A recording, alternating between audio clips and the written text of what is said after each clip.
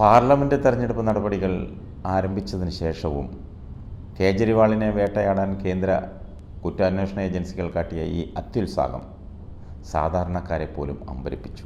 BJPയുമായി താരതമ്യം ചെയ്യുമ്പോൾ കുഞ്ഞൻ പാർട്ടിയായ AAPയെ ഈ വിധം ചവിട്ടി കൂമ്പൊടിക്കാൻ ശ്രമിക്കുന്നതിന് പിന്നിലെ ദീർഘകാല ലക്ഷ്യം മനസ്സിലാക്കിയാലേ ഇതുമായി ബന്ധപ്പെട്ട ചോദ്യങ്ങൾക്ക് ഒരുപക്ഷെ നമുക്ക് ശരിയായ ഉത്തരം കിട്ടും. രാജ്യ തലസ്ഥാനമായ ഡൽഹിയിലും അയൽ സംസ്ഥാനമായ പഞ്ചാബിലും ഭരിക്കുന്ന ആം ആദ്മി പാർട്ടി BJPയും കോൺഗ്രസും കഴിഞ്ഞാൽ ഇന്ത്യയിൽ ഒന്നിലേറെ സംസ്ഥാനങ്ങൾ ഭരണം നടത്തുന്ന ഒരേ ഒരു കക്ഷിയാണ്. അതിനു പുറമെ ഗുജറാത്തിലും ഗോവയിലും സാന്നിധ്യം അറിയിച്ചിട്ടുള്ള AAPയെ ഇന്ത്യയിലെ മൂന്നാമത്തെ പ്രധാന രാഷ്ട്രീയ പാർട്ടി എന്ന് വേണമെങ്കിൽ വിശേഷിപ്പിക്കാം. അതിലൊരു തെറ്റും കാണുന്നില്ല. മമതാ ബാനർജിയും ഇടതു പാർട്ടികളും ഹിന്ദി മേഖലയിലെ യാദവ സോഷ്യലിസ്റ്റുകളുമെല്ലാം ഒരൊറ്റ സംസ്ഥാനത്ത് മാത്രം ഒതുങ്ങി നിൽക്കുന്നു. അഥവാ അടിത്തറ വിപുലമാക്കി ദേശീയ പാർട്ടിയായി വളരണമെന്ന ഇവരുടെ മോഹം സഫലമായില്ലെന്ന് വേണമെങ്കിൽ പറയാം. പക്ഷേ AAPയുടെ അഴിമതി വിരുദ്ധ പ്രതിച്ഛായ ഉത്തരേന്ത്യയിലെ സാധാരണക്കാർക്കിടയിൽ അതിവേഗം സ്വീകാര്യത നേടി. പതിറ്റാണ്ടുകളായി രാഷ്ട്രീയക്കാരുടെയും അവരുടെ ശിങ്കിടികളുടെയും അഴിമതിയും കൊള്ളരായ്മകളും കണ്ട് പൊറുതിമുട്ടിയ സാധാരണക്കാർ വള്ളിച്ചെരുപ്പിട്ട് മഫ്ലർ കഴുത്തിൽ ചുറ്റി വാഗനാർ സ്വയം ഓടിച്ചു വന്ന മനുഷ്യനെ ഗാന്ധിജിയുടെ മാതൃകയിലുള്ള പൊതുപ്രവർത്തകനായി ആ ഹിന്ദി ഭൂമി കണ്ടു. അദ്ദേഹം പറയുന്നത് സത്യമാണെന്ന് അവർ വിശ്വസിച്ചു. അതോടെ AAP രൂപീകരിക്കും മുൻപ് അന്നാ ഹസാരെ പോലുള്ളവരുടെ കൂടെ നിന്ന് നടത്തിയ അഴിമതി വിരുദ്ധ സമരങ്ങളുടെ പൈതൃകവും അദ്ദേഹത്തിന് കൈവന്നു. നരേന്ദ്രമോദിക്കെതിരെ 10 വർഷം മുൻപ് വാരാണസിയിൽ മത്സരിച്ച കേജ്രിവാൾ അന്ന് കോൺഗ്രസിനെയും സമാജ്വാദി പാർട്ടിയെയും BSPയെയും പിന്നിലാക്കി 2 ലക്ഷം വോട്ട് നേടിയപ്പോൾ ഈ ദീർഘകാല ശത്രുവിനെ BJPയും മോദിയും തിരിച്ചറിഞ്ഞു. BJPയും നരേന്ദ്രമോദിയും 10 വർഷം മുമ്പേ ഓങ്ങി വെച്ചതാണ് കേജ്രിവാളിന് ഒരു പണി കൊടുക്കാൻ. 2014 ലോക്സഭാ തെരഞ്ഞെടുപ്പിൽ വാരാണസിയിൽ മോദിയുടെ മുഖ്യ എതിരാളിയായി പേരെടുത്തപ്പോഴേ BJP ആളെ നോട്ടമിട്ടിരുന്നു.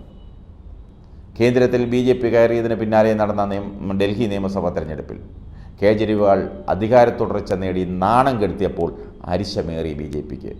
എന്നാൽ മറ്റു പാർട്ടികൾക്കും നേതാക്കൾക്കുമെതിരെ പ്രയോഗിച്ച രാഷ്ട്രീയ നീക്കങ്ങളിൽ നിന്നൊക്കെ വഴുതിമാറിയ കേജ്രിവാൾ ജനകീയനായി ഡൽഹിയിൽ തങ്ങളുടെ മൂക്കിന് താഴെ വളർന്നു വലുതാകുന്നത് മൗനമായി കണ്ടു നിൽക്കാനേ BJPക്ക് കഴിഞ്ഞുള്ളൂ. 10 വർഷം മുൻപ് BJP തുടക്കമിട്ട കോൺഗ്രസ് മുക്ത ഭാരതം എന്ന ലക്ഷ്യം ഏതാണ്ട് വിജയം കാണുന്നുണ്ടെങ്കിലും പ്രതിപക്ഷത്തിന് ഒരു ബദൽ ശക്തിയായി കയറി വരുന്ന ആം ആദ്മി പാർട്ടി എന്ന ഭീഷണിയെ ഭയത്തോടെയാണ് BJP കാണുന്നത്. തൃണമൂൽ കോൺഗ്രസ് പശ്ചിമ ബംഗാളിലും DMK തമിഴ്നാട്ടിലും സമാജ്വാദി പാർട്ടി ഉത്തർപ്രദേശിലുമൊക്കെ ഒതുങ്ങിയപ്പോൾ ബീഹാറിലെ ഭീഷണിയായ JDUവിനെ അവർ പോക്കറ്റിലാക്കി. ആം ആദ്മി പാർട്ടി അവരുടെ തട്ടകമായി ഡൽഹിക്ക് പുറത്തേക്ക് വ്യാപിച്ചു. 2019 വൻ ഭൂരിപക്ഷത്തിൽ മോദി സർക്കാർ അധികാരത്തുടർച്ച നേടിയപ്പോൾ ഡൽഹിയിലെ 7 ലോക്സഭാ സീറ്റും നിലനിർത്തിയിരുന്നു. തൊട്ടടുത്ത വർഷം നടന്ന ഡൽഹി നിയമസഭാ തെരഞ്ഞെടുപ്പിൽ ഭരണവിരുദ്ധ തരംഗത്തിൽ ആം ആദ്മി പാർട്ടി സർക്കാർ പുറത്താകുമെന്നും 21 വർഷത്തിന് ശേഷം ഭരണം തിരിച്ചു പിടിക്കാമെന്നും കരുതിയപ്പോഴും കേജ്രിവാൾ കണക്കുകൂട്ടൽ തെറ്റിച്ച് തിരിച്ചു വന്നു. ഇതിൻ്റെ തുടർച്ചയായിരുന്നു 2022 പഞ്ചാബ് നിയമസഭാ തെരഞ്ഞെടുപ്പ്. കോൺഗ്രസ് സർക്കാരിനെ വീഴ്ത്തി ശിരോമണി അകാലിദളിനെയും BJPയും അരികിലാക്കി ആം ആദ്മി പാർട്ടി ചരിത്രം കുറിച്ച് ഭരണം പിടിച്ചു. ആ വർഷം ഡിസംബറിൽ നടന്ന ഡൽഹി മുനിസിപ്പൽ തെരഞ്ഞെടുപ്പിൽ BJPയുടെ 15 വർഷം നീണ്ട ഭരണം അവസാനിപ്പിച്ച് ആം ആദ്മി പാർട്ടിയുടെ കുതിപ്പ് കോൺഗ്രസിന് ബദലായി വളരുന്നതിൻ്റെ സൂചനയായി. ഇതിന് പിന്നാലെയാണ് ആം ആദ്മി പാർട്ടി ഗുജറാത്തിൽ അക്കൗണ്ട് തുറന്ന ദേശീയ പാർട്ടിയായി അംഗീകാരം സ്വന്തമാക്കിയത്. ആം ആദ്മി പാർട്ടിയും അരവിന്ദ് കെജ്രിവാളും BJPക്ക് ദേശീയ എതിരാളിയായെന്ന വിലയിരുത്തലിന് അത് വഴിതെളിച്ചു.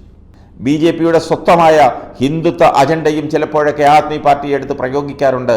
കേജ്രിവാളും അതെടുത്ത് പറയാറുണ്ട്. തെരഞ്ഞെടുപ്പ് റാലികളിലും മറ്റും ഹനുമാൻ സ്തോത്രങ്ങൾ പാടി സ്വയം ഹിന്ദുവായി വിശേഷിപ്പിച്ച് കേജ്രിവാൾ മറുതന്ത്രം പയറ്റി. രാഷ്ട്രീയ കസർത്തുകളുടെ ഭാരമില്ലാതെ ജനങ്ങളുടെ ഹൃദയം കവർന്ന അരവിന്ദ് കെജ്രിവാളിനോട് ഹിന്ദുത്വ അജണ്ടയും മോദി പ്രഭാവവും ഉൾപ്പെടുന്ന പതിവ് രാഷ്ട്രീയ ആയുധങ്ങളുമായി മല്ലിടാനാകില്ലെന്ന് മനസ്സിലാക്കിയാണ് BJPയും കേന്ദ്ര സർക്കാരും വേറെ വഴി ആലോചിച്ചത്. 2006 അഴിമതി വിരുദ്ധ പ്രവർത്തനങ്ങൾക്ക് മാക്സെ അവാർഡ് ലഭിച്ച കേജ്രിവാളിനെയും ലോക്പാൽ സമരത്തിലൂടെ അഴിമതി വിരുദ്ധ സന്ദേശമുയർത്തി രൂപീകരിച്ച AAP പാർട്ടിയെയും അതേ നാണയത്തിൽ വീഴ്ത്താൻ അവർ കരുക്കൾ നീക്കി. കേജ്രിവാളിന് പൂർണ്ണ നിയന്ത്രണമുള്ള പാർട്ടിയുടെ കടയ്ക്കൽ തന്നെ കത്തിവെക്കാൻ പറ്റിയ ആയുധം അവർക്ക് കിട്ടുകയും ചെയ്തു. അതാണിപ്പോൾ പ്രയോഗിച്ചത്.